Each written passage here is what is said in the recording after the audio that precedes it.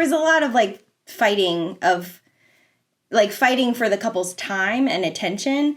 And then like when we did have time for newlyweds and the guests had all get sent to cocktail hour and no one cared about what we were doing anymore, then they were pulling the bride and groom separately to film their reaction. So it was like, okay, first look, reaction.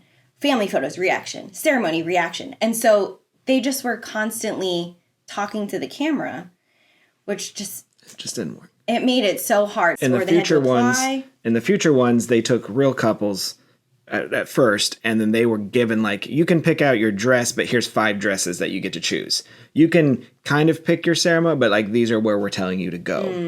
And then we're going to throw Olivia Newton-John in there, even if you don't know who that is. So it was that, and then it eventually became into straight models.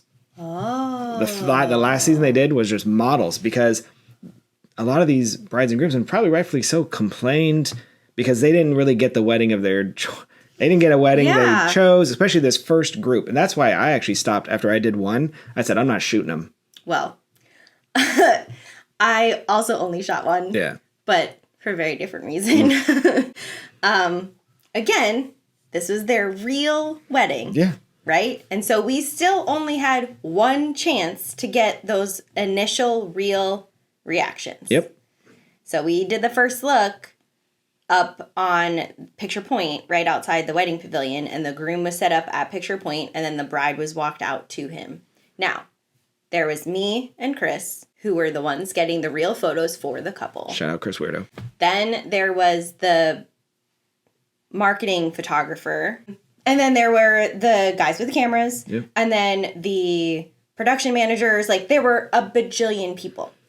But we all made a plan to where everyone could be happy with their angle for the groom's first look. No one can fake that. Yeah. We have to all get it right on the first try. We all have our spots. And then one of the production managers, as soon as we started rolling and the bride started walking up, she came and stood right in front of me to to talk, to direct everybody. And so I just tapped her on the shoulder and I went like this. So I had this tiny little window that I could shoot in. And then she called my boss and said I was too bitchy and I couldn't be on any more of them. However, I had laryngitis as well. So I literally didn't speak to her. My only interaction was because I didn't have a voice. But anyways. You dodged a bullet anyway.